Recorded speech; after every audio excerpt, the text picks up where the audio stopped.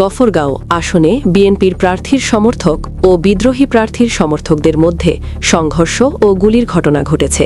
এতে আহত হয়েছে অন্তত ১০ জন। বুধবার ২১ জানুয়ারি সন্ধ্যায় গফরগাঁও পৌর শহরের ইসলামিয়া স্কুলের সামনে এ ঘটনা ঘটে। আহতরা হলেন সাবেক ছাত্রদল নেতা আব্দুল্লাহ আল মামুন এবং সোহাগ সহ অজ্ঞাতরা। স্থানীয় সূত্র জানায়, বিকেলে প্রতীক পাওয়ার পর শোভাযাত্রা করার জন্য বিএনপির প্রার্থী আক্তারুজ্জামান বাচ্চুর অপেক্ষায় ঘটনাস্থল এলাকায় অবস্থান করছিল ধানের শীষের সমর্থকরা। এ সময় দলের বিদ্রোহী প্রার্থী এবি সিদ্দিকুর রহমানের সমর্থকরা হাঁস প্রতীক বরাদ্দ পেয়ে মিছিল নিয়ে সেখানে যায়।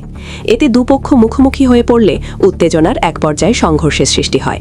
এ সময় প্রকাশ্যে গুলির ঘটনা ঘটে। উভয় পক্ষের প্রায় ১০ জন আহত হয়। বেশ কয়েকটি স্থানে আগুন দেওয়ারও ঘটনা ঘটেছে। খবর পেয়ে আইনশৃঙ্খলা বাহিনী লাঠিচার্জ করলে পরিস্থিতি শান্ত হয়।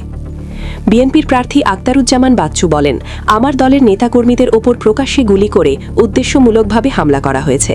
এতে নেতৃত্ব দিয়েছেন বিদ্রোহী প্রার্থী এবি সিদ্দিকুর রহমান। এই ঘটনায় জড়িতদের অবিলম্বে গ্রেফতার করা হোক।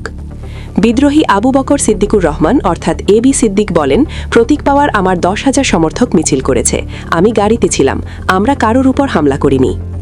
ময়মনসিংহের অতিরিক্ত পুলিশ সুপার অর্থ ও প্রশাসন মোহাম্মদ আব্দুল আল মামুন বলেন, দুপক্ষের সংঘর্ষের ঘটনায় বর্তমানে পরিস্থিতি নিয়ন্ত্রণে রয়েছে।